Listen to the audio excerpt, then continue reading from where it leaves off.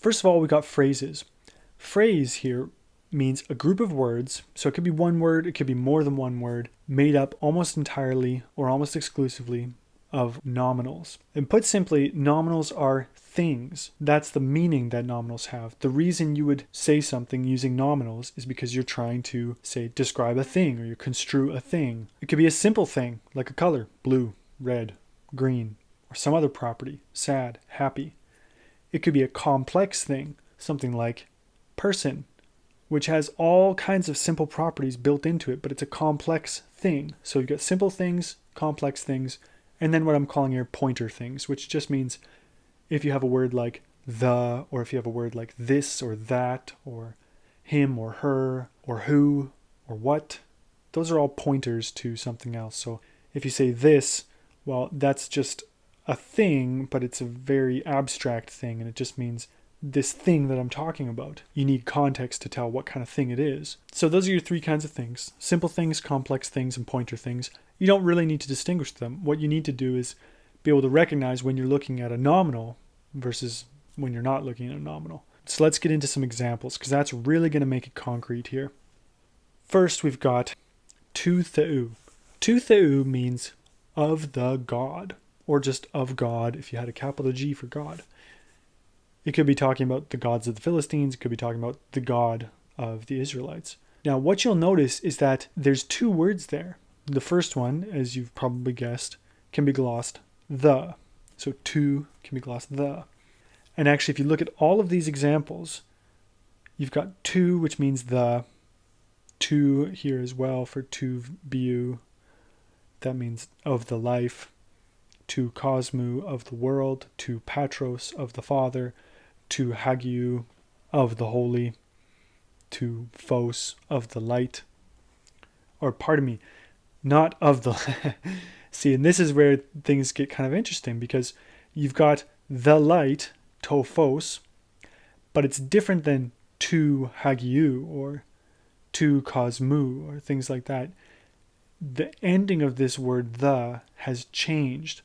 So now you're not looking at of the light, you're just looking at the light.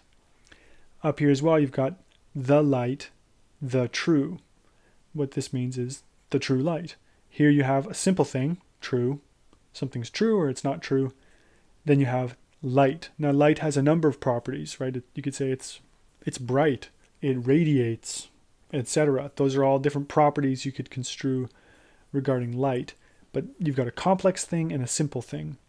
When you have a complex thing and a simple thing together, you just assume that the complex thing is sort of the main thing that's being talked about and the simple things are describing it. So we wouldn't say, well, it's a God, with tu theou, you wouldn't say it's a God kind of the.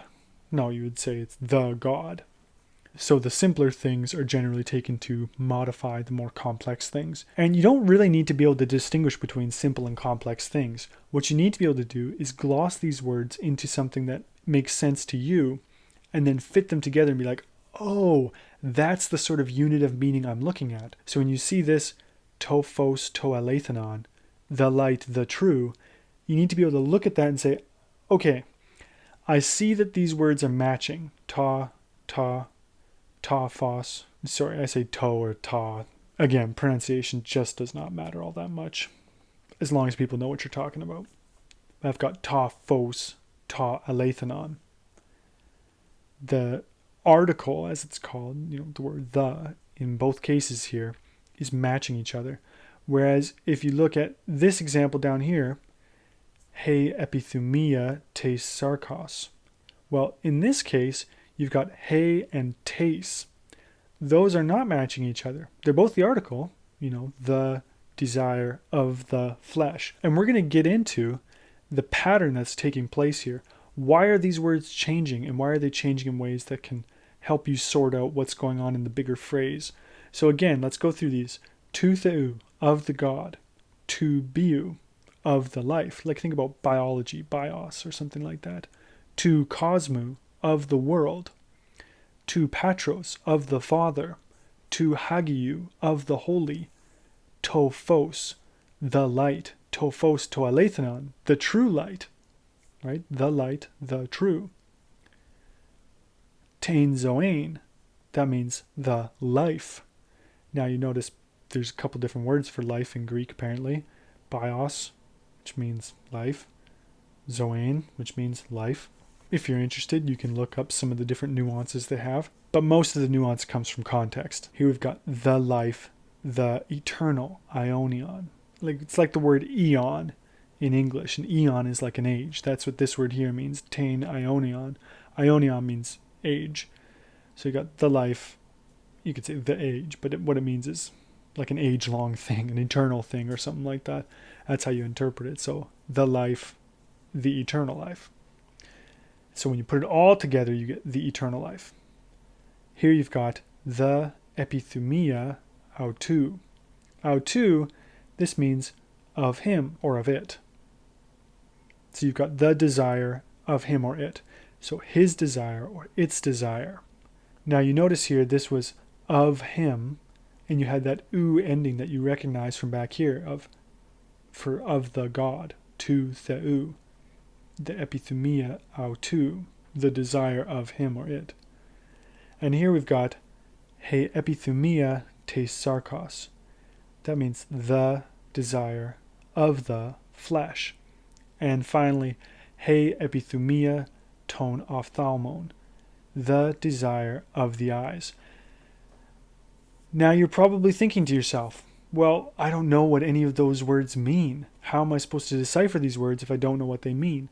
Well, that's why I've attached for you different worksheets. You've got all of the phrases that come in 2 John, and then you've got a word bank, which is what is the lexeme, or what is the dictionary form of the word you're looking at, and what are all the different forms that show up in 2 John. So you'll be able to find, okay, well, here's the form I'm looking at. You go and you search that out and you say, okay, well, that's its dictionary form, and you have a gloss. Like, well, how can I gloss that into English? What's a good way to do that? And that's going to help you actually work through and decipher what these phrases are. Now remember that you're always working with these groups. You're not just thinking, what does this word mean on its own? When you look at, for example, this word aionion, you're not thinking, oh, it means the word age. It means the life, the age. No, you have to put it together. Say, well, this is a unit of meaning, and what could be construed by this unit of meaning? And so you'd think, well, it's not the life, the age. It's something more like the age-long life or something, or the eternal life in this case. And you'll also notice that there's a couple things that are changing at once.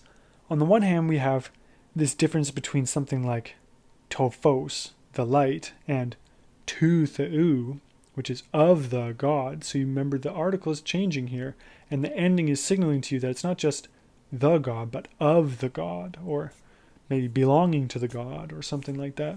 So the kind of relationship is changing. But at the same time, you could have some other things signaled. Why are these words here all spelled with etas? So you have he epithumia. You have he epithumia te sarkos. Why tes and not tu or something like that? Tu cosmo. You could have he epithumia tu cosmo, the desire of the world. But instead you've got tes sarkos. That tes is showing you that it's not a masculine or a neuter word. It's a feminine word. So, and again, I'll get into the exact details of that when we start looking at paradigms in one of the worksheets. But what you just need to be noting is that the type of relationship between the words is changing. The gender of the words is changing. So desire here is feminine, whereas theou or theos, as the dictionary form is masculine. And another thing that shows up right at the end here is he epithumia, the desire, ton ophthalmon. That ending is not only a different gender than he epithumia, but it's also plural, because you've got the desire of the eyes, multiple eyes. It's not just the desire of the eye, it's the desire of the eyes. So those are the three things that can always change with nominals, is the case, which is the kind of relationship that's taking place between the words, the number, how many you're looking at, singular or plural, and the gender, masculine, feminine, or neuter. So those are the three things you want to be looking for with phrases, and you'll see that in the paradigm that we're going to memorize for phrases.